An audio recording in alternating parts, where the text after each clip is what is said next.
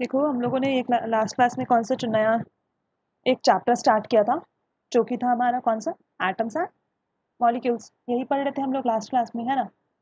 तो atoms and molecules में हम लोगों ने सबसे पहले तो हिस्ट्री देखा था कि फिलोसोफर्स वगैरह ने किसको एटम बोला था, जो स्मॉलेस्ट पार्टिकल होता है उसको एटम्स बोला था, है ना। ये सब हम लोगों ने डिस्कस कर रखा है।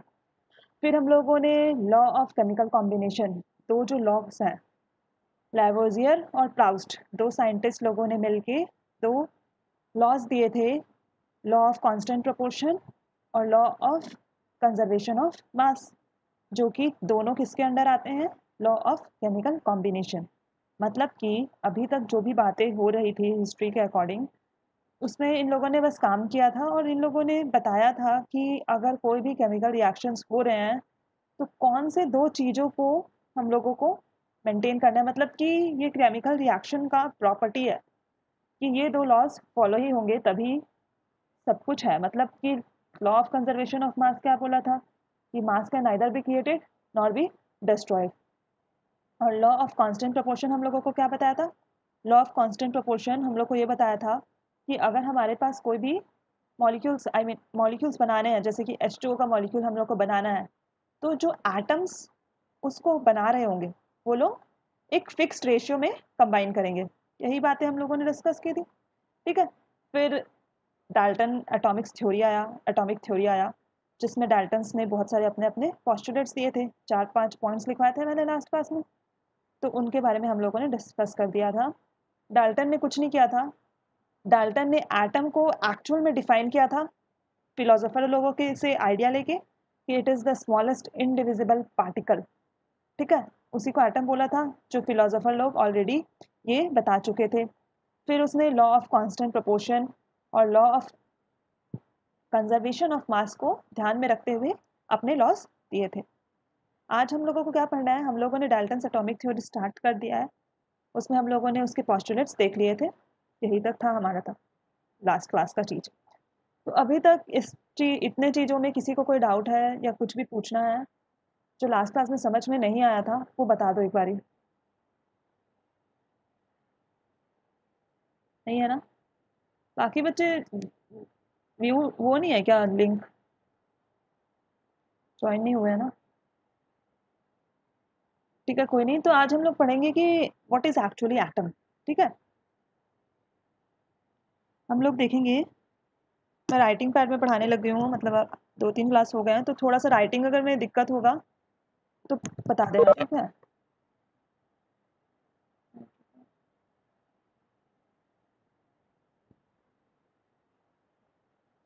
ठीक है, तो क्लास देखते हैं, स्टार्ट करते हैं। अब है हम लोग के पास व्हाट इज एटम। हम लोगों ने डाल्टन एटॉमिक थ्योरी सब चीज स्टडी कर लिया है। दो laws, law of chemical combination जो थे, that is law of constant proportion और law of conservation of mass, वो बहुत इंपॉर्टेंट है, उसको ध्यान में रखना। और जिन लोगों को समझ में नहीं आया वो पूछ सकता है अभी भी, क्योंकि वो बहुत इंपॉर्टेंट है, उसका यूज़ बार बार होगा, ठीक है। क्योंकि अब उसमें केमिस्ट्री है, क्योंकि मतलब कि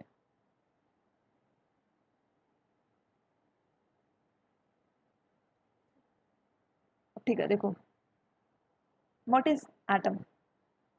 एटम्स वेटम्स की हम लोग बात करें, हम लोग का चैप्टर का नाम ही है एटम्स और मॉलिक्यूल्स, है ना। बहुत सारे, इतने सारे लोग इस पे इन्वॉल्व हैं, मतलब कि सारे साइंटिस्ट, सारे फिलोसोफर्स, सब लोग इसके बारे में अपने अपने व्यू पॉइंट्स रख रहे हैं। तो अब एक्चुअल में डाल्टन एटॉमिक थ्योरी, जिसमें डाल्टन ने बात कर दिया है कि एटम क्या है, सब कुछ डिस्कस हो चुका है, सब कुछ उसके पॉस्टुलेट्स भी आ गए हैं, सब कुछ एकदम ठीक है। पर अब सवाल उठता है कि एटम एक्चुअल में होता क्या है। मतलब कि समझना है किसी को, कि कोई भी बच्चों, जैसे तुम लोग क्लास 9th में पढ़ रहे हो अभी, तो तुमको तो थ्योरेटिकल पॉइंट ऑफ व्यू समझ आ गया है कि एटम्स होते क्या हैं, एक्चुअल में क्या होता है। बट ये होता क्या है, मतलब कि इसका फील लेना है। तो एटम क्या होता है, देखो, कुछ नहीं होता। जैसे कि घर बन रहा हो, कोई भी घर बन रहा हो, तो उसमें क्या होता है कि बहुत सारे ब्रिक्स ऐसे पहले लगाते जाते हैं हम लोग। ये मान लो ब्रिक्स है, तो यहाँ से ब्रिक्स से ही हमारा क्या होता है, वॉल्स बनने लगता है। क्या होता है, वॉल्स बनने लगता है। कि हम लोगों को एग्जाम्पल से बता रही हूँ, एकदम ध्यान से सुनना। क्या बोला मैंने कि अगर हम लोगों को कोई बिल्डिंग स्टार्ट करना है, कोई भी बिल्डिंग बनाना है, तो क्या करना होता है कि सबसे पहले तो ब्रिक्स चाहिए होता है। ब्रिक्स नहीं रहेंगे तो फिर वॉल्स कैसे खड़े होंगे? तो ये जो एक एक ब्रिक्स है, ये क्या है, फंडामेंटल यूनिट्स है। मतलब कि एक एक ब्रिक मिल मिल के पूरा वॉल को खड़ा करता है। तो अगर मान लो एक ब्रिक, अगर ये ब्रिक्स ही ना हुए तो क्या वो बिल्डिंग खड़ा होगा क्या? नहीं होगा ना। तो यही है, बिल्डिंग ब्लॉक्स कौन से हैं इसमें? ब्रिक्स है। बिल्डिंग ब्लॉक यहाँ पे क्या है? ब्रिक्स है। ठीक है।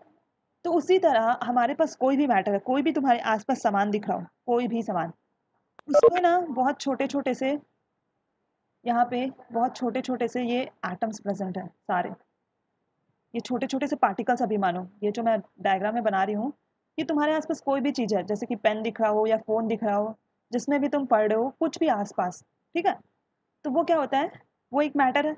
अब उसके अंदर में अगर हम लोग जाएं तो वो क्या प्रेजेंट है उसके अंदर? ऐसे छोटे छोटे से बहुत सारे पार्टिकल्स पैक्ड हैं। तो ये जो है, ये सारे क्या है, एक एक को मैं कंसिडर कर रही हूँ, सिर्फ एक, पूरे को नहीं बोल रही हूँ मैं ना, सिर्फ एक। ये जो सर्कल मैंने बनाया है, इसको कंसिडर करो। तो इससे ये, इसी के अरेंजमेंट से पूरा पूरा जो हमारा मैटर है वो बन गया है। तो ये जो है एक सिंपलेस्ट, क्या बोल सकते हैं हम लोग इसको, लिखो building block of matter atoms.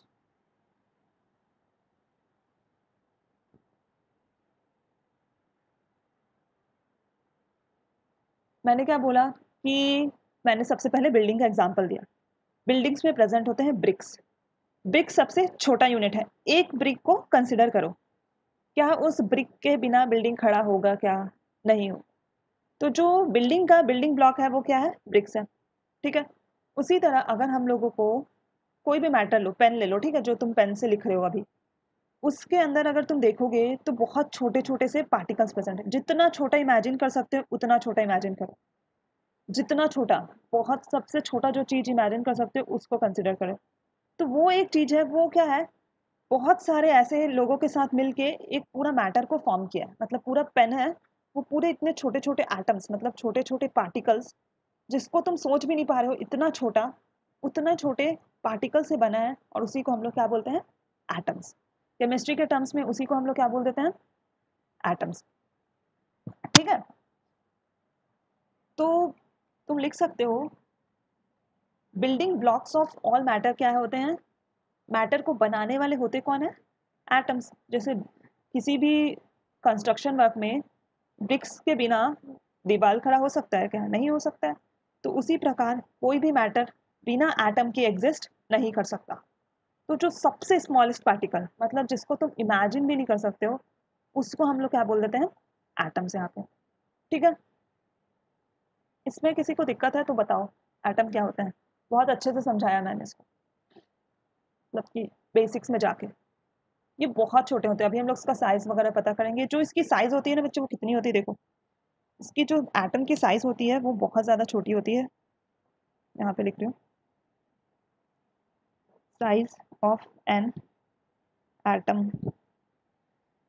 ये नियरली मतलब होती है नैनोमीटर्स में। नैनोमीटर्स मतलब एनएम बोलते हैं इसको। ये रुको,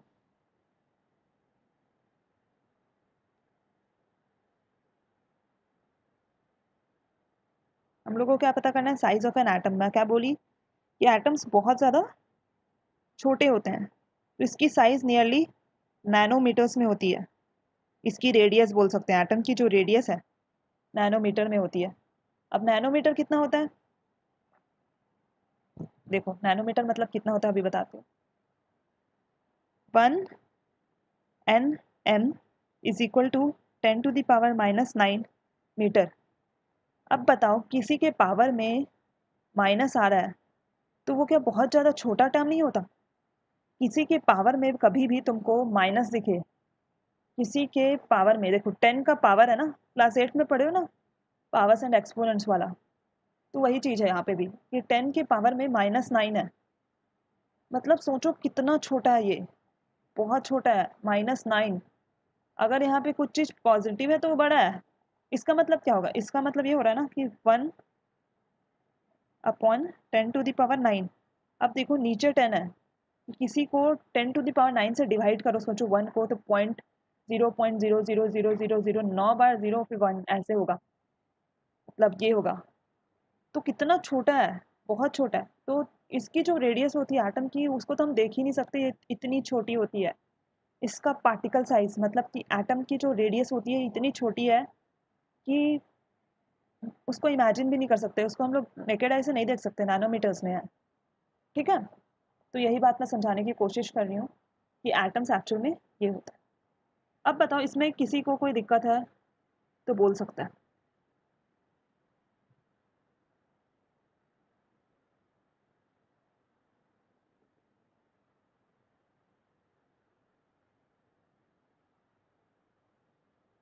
मैम नो डाउट।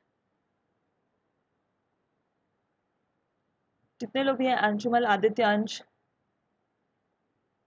सौम्या, छाया, अंश ने तो बोल दिया नो डाउट।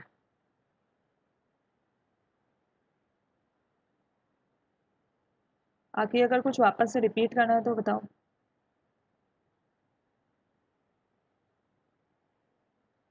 देखो बच्चे, अलग अलग होता है एंगस्ट्रॉम, और जो सौम्या तुम पूछ रहे हो एंगस्ट्रॉम और नैनोमीटर्स क्या होता है। एंगस्ट्रॉम क्या होता है, देखो एंगस्ट्रॉम जैसे कि है ये, यहाँ पे दिख रहा है ना, सबको दिख रहा है।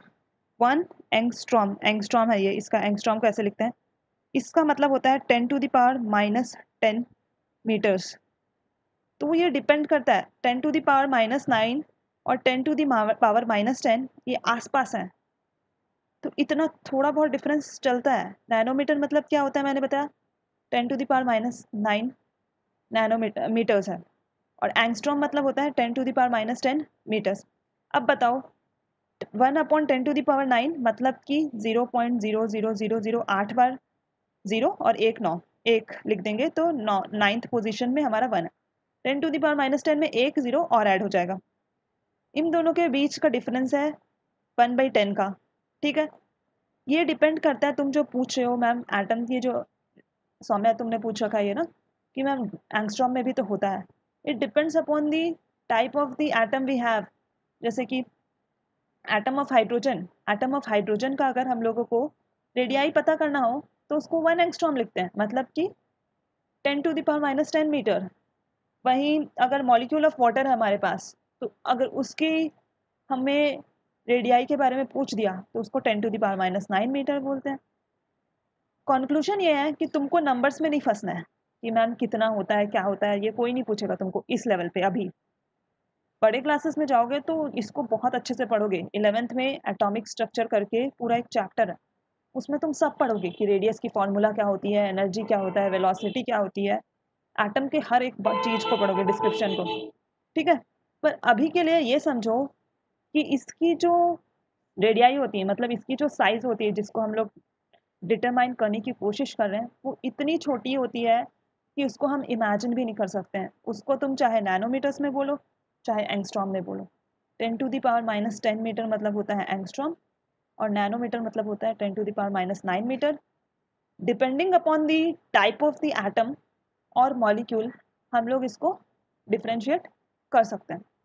कि जैसे कि मैंने बताया ना अभी कि अगर हम लोग एटम ऑफ हाइड्रोजन लें तो उसकी रेडियस आ जाती है 10⁻⁻10 मीटर, जो कि होती है 1 एंगस्ट्रॉम। लेकिन वही हम लोग मॉलिक्यूल ऑफ H2O लिए तो उसकी क्या होगी, उसकी थोड़ी अलग आती है। तो मैं यही बात समझाने की कोशिश कर रही हूँ। ठीक है सौम्या, डाउट क्लियर है क्या तुमको? अच्छा,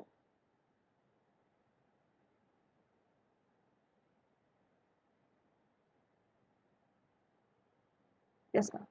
बस यही याद रखो, ये पता होना चाहिए कि एंगस्ट्रॉम क्या चीज़ होती है और नैनोमीटर्स क्या चीज़ होते हैं। कोई बहुत हाई लेवल मतलब पूछ दिया, जैसे ओलंपियाड वगैरह में पूछ दिया कि व्हाट इज़ दी ये साइज, तो इसको तुम ये वाले रेंज में लिखना 10⁻⁹ टू 10⁻⁻10 मीटर्स, नैनोमीटर्स या एंगस्ट्रॉम में। ठीक है, इसका जो समझने पॉइंट ऑफ व्यू इम्पोर्टेंस है वो है कि ये बहुत छोटे होते हैं। इसका हम लोग साइज इसलिए लिख रहे हैं क्योंकि यहाँ पे जो 10⁻⁹ है और जो 10⁻⁻10 है वो हम लोग को यही सिग्निफाई कर रहा है कि एटम बहुत छोटे हैं, उसको हम नहीं देख सकते हैं। ये है क्रक्स इसका। ठीक है, तो अब देखते हैं आगे। इसमें कुछ छूटा तो नहीं है, देख लेती हूँ।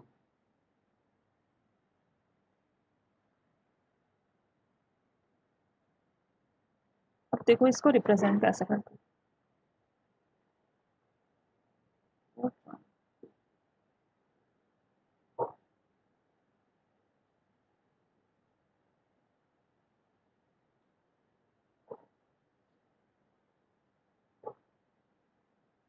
ठीक है, अब तो देखो एटम्स के बारे में हम लोगों को सारी इंफॉर्मेशन मिल गई। अब सवाल उठता है कि सारे एलिमेंट्स अलग अलग, मतलब कि बहुत सारे एटम्स है। जैसे हमारे पास पीरियोडिक टेबल में है हाइड्रोजन कोई एलिमेंट है ना, एलिमेंट्स यही होते हैं। हाइड्रोजन कोई एलिमेंट है, हीलियम कोई एलिमेंट है, लिथियम कोई एलिमेंट है। अब अगर हम मॉडर्न पीरियोडिक टेबल देखें तो इतने सारे एलिमेंट्स है ना, बहुत सारे एलिमेंट्स हैं, 118 एलिमेंट्स है हमारे पास टोटल। ठीक है, तो अब क्या बताओ, सबके जो एटम्स हैं, हम लोगों ने एलिमेंट्स की प्रॉपर्टी में ये पढ़ रखा है कि हर एक एलिमेंट में अलग अलग टाइप के एटम्स प्रेजेंट होते हैं। क्या बोला मैंने, हर एक एलिमेंट्स में अलग अलग टाइप्स के एटम्स प्रेजेंट होते हैं, यही बताया था मैंने एलिमेंट्स और कंपाउंड्स में। तो अब बताओ कि अब सवाल उठता है, क्वेश्चन उठता है सब साइंटिस्ट लोगों के दिमाग में कि एटम्स तो डिस्कवर हो गए, बहुत बढ़िया, पर अब इसको रिप्रेजेंट कैसे करेंगे। तो क्या है यहाँ पे टॉपिक, रिप्रेजेंटेशन। थोड़ा देख लेना ये इसके साथ, representation of atoms of different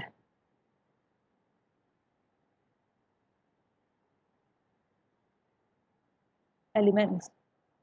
हमारे पास एलिमेंट्स है बहुत सारे, अब उसके एटम्स को हम कैसे रिप्रेजेंट कर सकते हैं। तो क्या है, देखो, जो डाल्टन साइंटिस्ट था उसने डिफरेंट सिंबल्स दिए। क्या दिए, डाल्टन, अभी डाल्टन की कहानी चल रही है, डाल्टन साइंटिस्ट ही है अभी तक, डाल्टन। ठीक है, उसने क्या दिए, इसने सिंबल दिए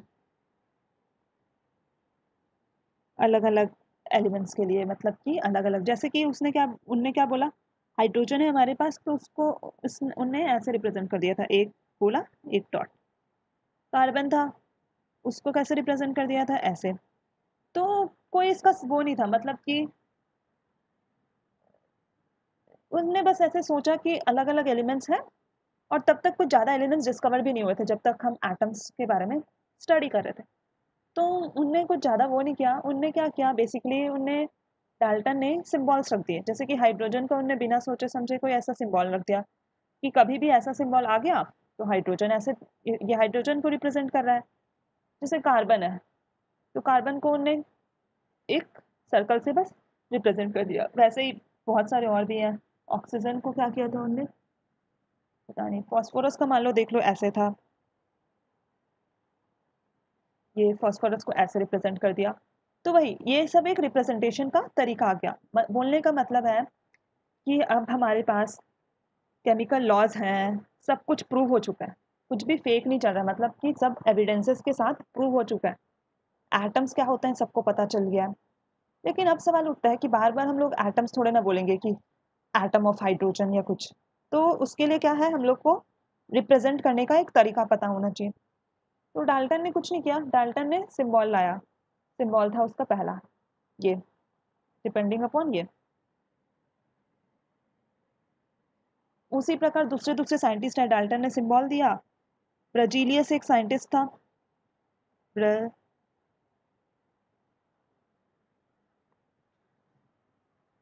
हाँ, देखो बर्जीलियस एक साइंटिस्ट था, जिनने बोला कि सिंबल जो होंगे वो फर्स्ट या two letters, first two letters और फर्स्ट लेटर। क्या बोला ब्रजीलियस ने, क्या बोल रखा था कि ब्रजीलियस ने सिंबल के बारे में इतनी इंफॉर्मेशन दी, ये भी है ना, सिंबल के बारे में इतनी इंफॉर्मेशन दी कि ब्रजीलियस एक साइंटिस्ट है मान लो, डाल्टन ने सिंबल ऐसे ही रैंडमली दे दिया कुछ भी। ब्रजीलियस साइंटिस्ट ने बोला नहीं, सिंबल जो होंगे एटम्स अलग अलग एलिमेंट्स के, उसको या तो फर्स्ट 2 लेटर से रिप्रेजेंट करेंगे या तो फर्स्ट लेटर से। बहुत सारे साइंटिस्ट लोगों ने क्या बोला, सिंबल जो होंगे वो डिपेंडिंग अपॉन दी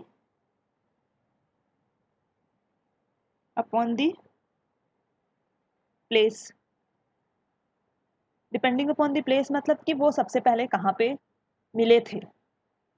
जैसे कि कॉपर का नाम Cu, कॉपर का नाम कहाँ से पड़ गया, Cyprus, Prus। Cyprus is a name of a place. तो सबसे पहले कॉपर को शायद यहीं पे फाउंड किया गया होगा। तो जो अलग अलग साइंटिस्ट सिंबल के लिए अलग अलग नाम, अलग अलग थॉट्स लेके आए कि डाल्टन ने बोला कि हाँ सिंबल होंगे, तो कुछ भी उसने हाइड्रोजन के लिए एक डॉट के साथ, कार्बन के लिए एक सर्कल। ब्रजीलियस जो दूसरा साइंटिस्ट था उनने बोला नहीं, सिंबल जो होंगे एलिमेंट्स के या तो वो फर्स्ट 2 लेटर्स होंगे या तो फर्स्ट लेटर होगा। कोई साइंटिस्ट लोग बोले कि डिपेंडिंग अपॉन द प्लेस, कि प्लेस के अकॉर्डिंग हम लोग जो नाम है उसको रख देंगे, जैसे सिप्रस से कॉपर फाउंड हुआ। तो ऐसे अलग अलग व्यूज आए थे, ठीक है। कोई साइंटिस्ट ने बोला कि कलर के नाम के अकॉर्डिंग होगा, जैसे कि गोल्ड, गोल्ड का नाम है English word meaning yellow. Gold का जो नाम था वो इंग्लिश वर्ड येलो से लिया गया था। तो ऐसे अलग अलग थॉट आए थे। लेकिन जो अभी हमारे पास एलिमेंट्स हैं, जो हम पीरियोडिक टेबल्स में नाम पढ़ते हैं ना, हाइड्रोजन, हीलियम, लिथियम, बेरिलियम, और उनके जो सिंबल्स हैं HE Li, वो कौन डिसाइड करता है, ये इंपॉर्टेंट है। आप देखो इसमें ये वाले स्लाइड में किसी को डाउट तो नहीं है, ये वाले स्लाइड में किसी को डाउट तो नहीं है ना, आई मीन ये वाले पेज में। नो मैम, ठीक, नो मैम। ये कहानी है, ये इंपॉर्टेंट भी नहीं है। कभी तुमको पूछेगा नहीं कि डाल्टन ने बताओ हाइड्रोजन को कैसे लिखने बताया था, कभी नहीं पूछेगा, कभी नहीं पूछेगा। कभी भी ये नहीं पूछेगा कि ब्राजीलियस ने क्या बोला था, ये भी नहीं पूछेगा। पूछेगा क्या, देखो देखो अब क्या हुआ, देखो अलग अलग व्यूज आ रहे थे। अब सवाल उठ रहा था कि किसको एक्सेप्ट करें और किसको छोड़ दें। मतलब कि सब लोग अलग अलग नाम दे रहे थे, जैसे कि ब्राजीलियस ने बोला फर्स्ट 2 लेटर ले लो, ठीक है, बहुत बढ़िया। डाल्टन ने कुछ और ही बोला। कोई दूसरा साइंटिस्ट बोला कि नहीं, नेम ऑफ द एलिमेंट के हिसाब से होगा। फिर बोला प्लेस को भी कंसिडर कर लेते हैं। तो अब इतने सारे हौच पौच हो गए थे। तो क्या होता है कि IUPAC, IUPAC, ये क्या होता है, ये केमिकल सोसाइटी है जो जितने भी केमिकल केमिस्ट्री से रिलेटेड चीज़ है उसके ऊपर ये काम करती है। ये क्या होता है, इंटरनेशनल यूनियन ऑफ, इसका फुल फॉर्म देखो, international union of pure and applied chemistry. क्या है मैंने लिखा है इंटरनेशनल, जो जिन लोगों को समझ नहीं आ रहा है वो लोग लिख लो, मैं बोल रही हूँ। IUPAC ये क्या है, एक यूनियन है, international union of pure and applied chemistry. ये क्या करता है, ये है जितने भी केमिस्ट्री से रिलेटेड चीज़ें हैं उसका नाम, कंपाउंड का नाम, एलिमेंट का नाम, उसके ऊपर ये सब काम करता है। कर्सर नहीं दिख रहा क्या, देखो ये IUPAC मैंने लिखा है, ये है international union of pure and applied chemistry. ये क्या है समझ लेना, ये है एक यूनियन, यहाँ पे बहुत सारे कंट्री के लोग केमिस्ट्री के ऊपर काम करते हैं। और जो भी लीगल है, मतलब कि ये रूल पास करता है। जैसे कि तुम 10th में जाओगे अभी तो IUPAC नॉमेनक्लेचर पढ़ोगे कि कोई भी मॉलिक्यूल है उसका हम कुछ भी नाम तो नहीं रख सकते ना। तो IUPAC सबका नाम डिसाइड करता है, जितने भी मॉलिक्यूल्स हमारे पास हैं। और ये जो भी हम अभी पढ़ेंगे, जैसे हाइड्रोजन का हम H लिखते हैं, हीलियम, जो भी सिम्बॉल्स हैं पर्टिकुलर एलिमेंट्स के, जो भी सिम्बॉल्स हैं वो कौन डिसाइड करता है, IUPAC। क्योंकि सब साइंटिस्ट लोग अलग अलग कंट्रोवर्सीज के साथ आ रहे थे यार, कि कोई बोल रहा था कि जगह के नाम पे रख दो, कोई बोल रहा था कलर के नाम पे रख दो, कोई बोल रहा था फर्स्ट 2 लेटर्स ले लो, कोई सिंबल बना दिया था। तो इसका सॉल्यूशन के लिए IUPAC ने काम किया। तो IUPAC ने क्या किया था कि बहुत सारे एलिमेंट्स के, ये क्या किया था, सिंबल के बारे में हम डिस्कस कर रहे हैं, ठीक है। IUPAC सिंबल देने की कोशिश कर रहा है। तो IUPAC ने डिसाइड किया most of the elements, most of the elements have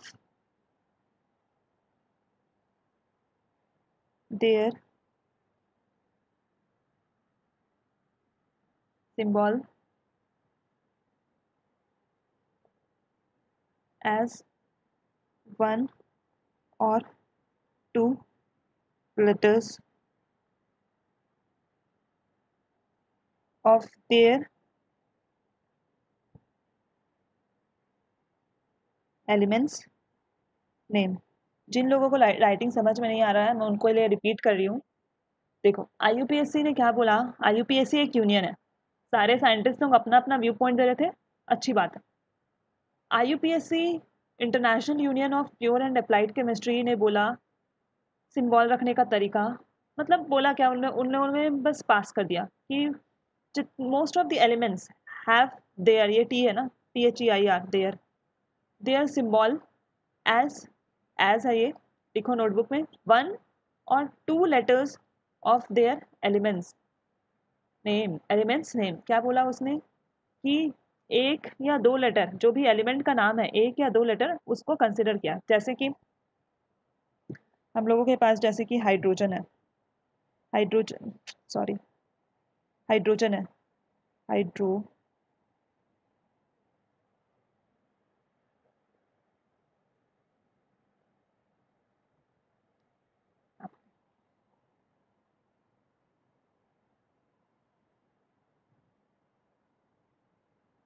hydrogen है, तो हाइड्रोजन का सिंबल कैसा होता है, कैपिटल H होता है।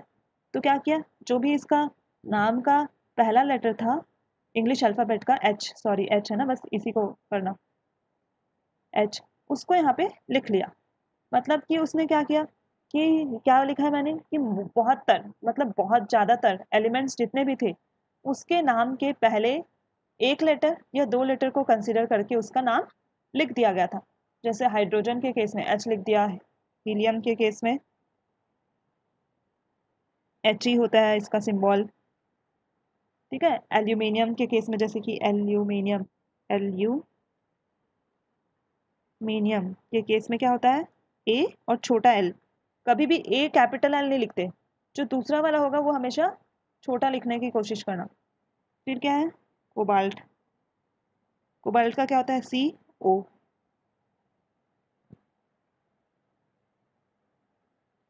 एक मिनट रुको,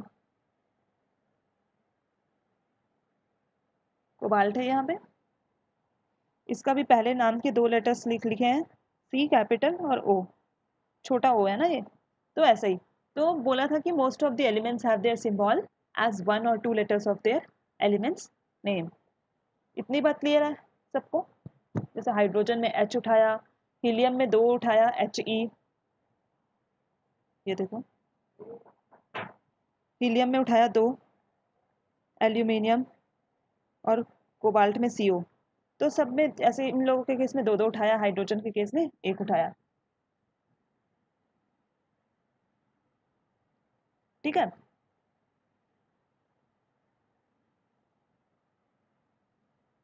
ठीक है, अब देखो दूसरी जो बात उसने बोली थी, इतनी बात क्लियर है क्या, इसमें डाउट है तो पूछ सकते हो, ये स्लाइड हटाने वाली हूँ मैं।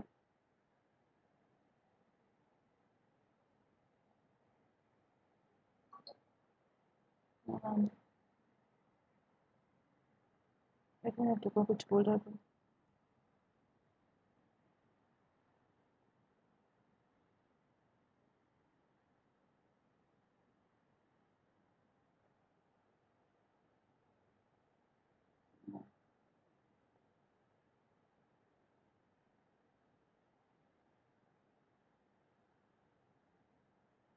No doubt ma'am.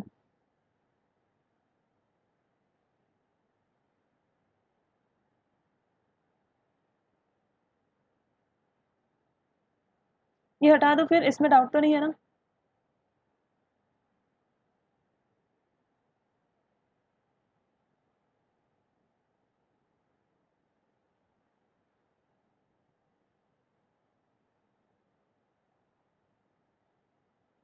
ठीक है,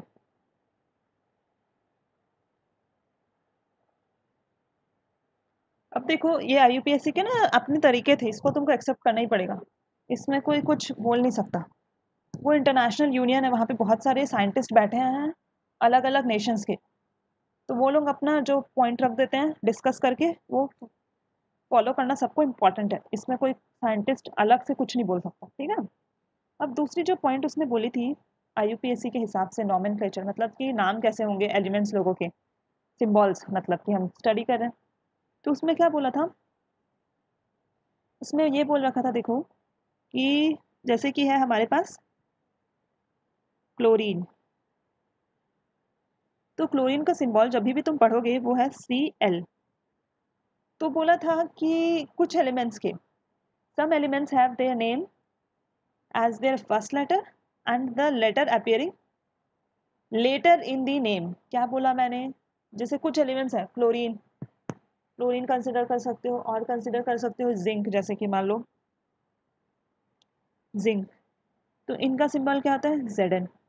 तो मैं जो पॉइंट्स बोल रही हूँ वो लिखो सब।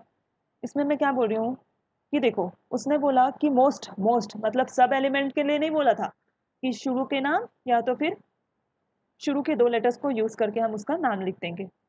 मैं दूसरी तरह से फिर कंसिडर किया कि कुछ एलिमेंट्स जैसे क्लोरीन जिंक वगैरह है जो, उसमें हम लोग क्या कंसिडर करते हैं, पहला लेटर और जो लेटर कभी बाद में आ रहा होगा पूरे नाम में, जैसे क्लोरीन का स्पेलिंग होता है CHLORINE, तो अगर तुम पहला वाला लगाओगे रूल तो इसका सिंबल CH होना चाहिए, लेकिन इसकी सिंबल जो होती है रिप्रेजेंटेशन की वो होती है हमारी, ये देखो यहाँ पे Cl लिखा है मैंने, Cl लिखा है, तो यहाँ पे देखो C को कंसिडर किया उसने, और एक जो लेटर बाद में आ रहा था मतलब कि L, ठीक है। वैसे ही जिंक में क्या किया था उनने, जेड को कंसिडर किया और एन को कंसिडर किया, तो जेड आई नहीं होता इसका सिंबल, इसका सिंबल होता है Zn।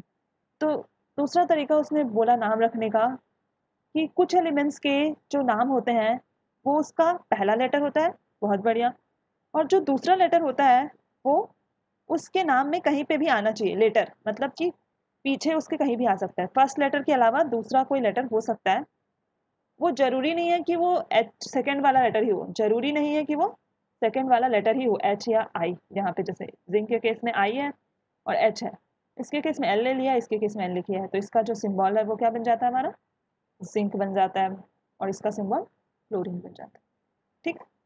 तो ऐसे भी उसने नाम रखे थे।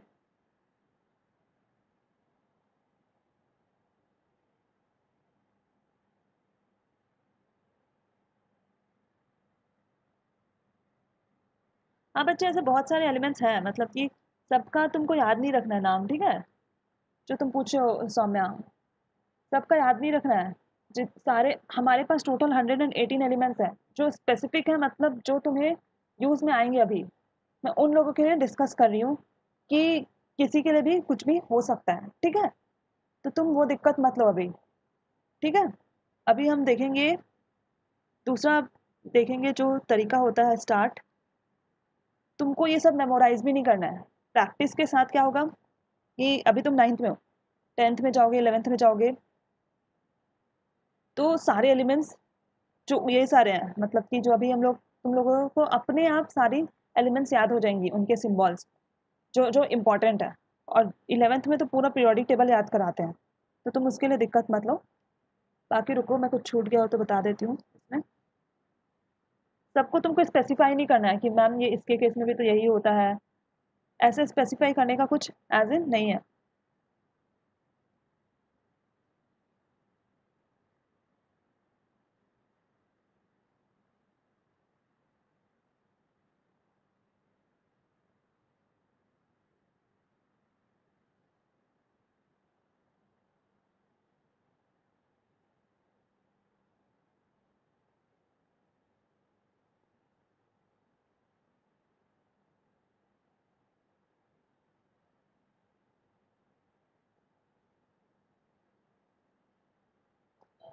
कैलिफोर्नियन के केस में भी ऐसा होता है ना, हाँ कैलिफोर्नियम के केस में भी ऐसा होता है, जो इसमें CF होती है इसकी, जो इसका जो वो होता है, आई मीन इसका जो रिप्रेजेंटेशन या सिंबल होता है कैलिफोर्नियम का, वो होता है CF। तो देखो C पहले आ रहा है और F बाद में आ रहा है, तो ऐसे होता है, बट ये सब अभी तुम्हारे काम का नहीं है, मतलब कि जो मेन मेन एलिमेंट्स हैं जिनके नाम तुमको याद करने हैं, वो तुम्हारे एनसीईआरटी बुक में दिया हुआ है, वही तुमको अभी यूज़ करना है।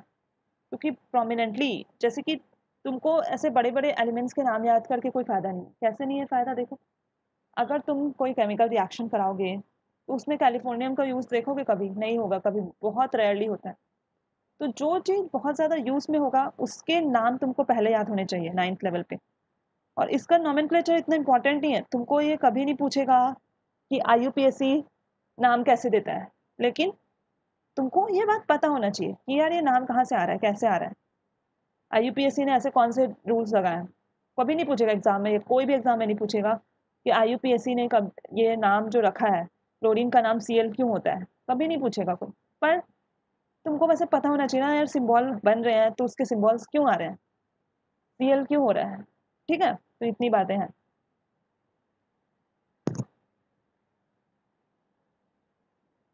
जैसे कि अब दूसरा देखो रूल यहाँ पे,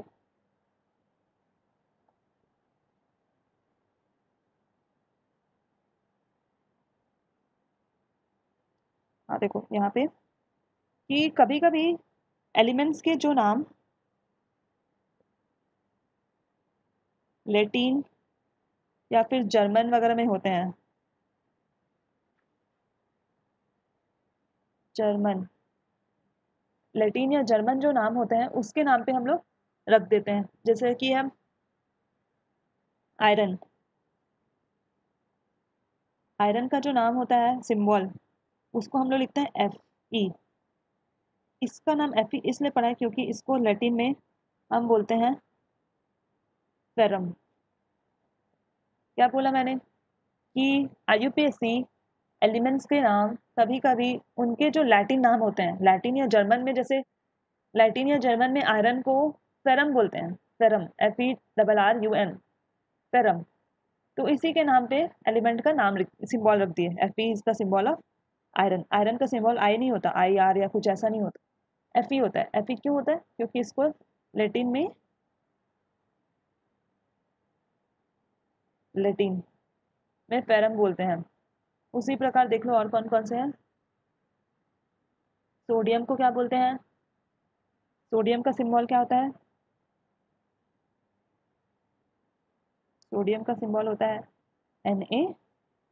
इसका जो होता है वो होता है नाम नेट्रियम, इसका जो सिंबल है वो नेट्रियम से आया है। पोटेशियम,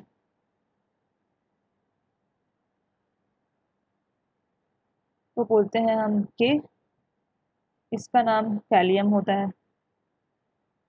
कैलियम। ठीक है,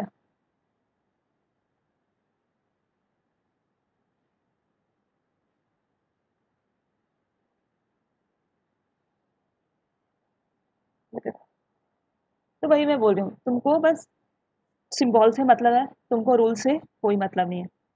याद क्या करना है तुमको, तुम जाओगे पेज नंबर कितना, 34, एनसीईआरटी का पेज नंबर 34 खोलना, उसमें एक टेबल बना है, उसमें जितने भी एलिमेंट्स हैं उसको ध्यान में रखने की कोशिश करना।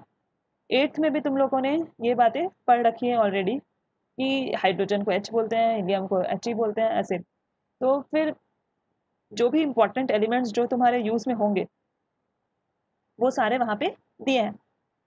याद करोगे तो अच्छी बात है, मतलब कि तुम्हारे दिमाग में रहेगा, बाद में कम दिक्कत पड़ेगी।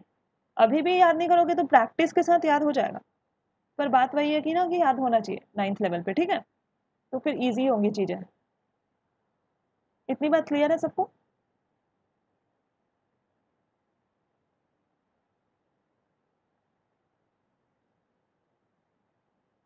अभी ये 5 मिनट में कुछ दिखा रहा है, एंड होगा तो वापस से ज्वाइन करना, ठीक है सब।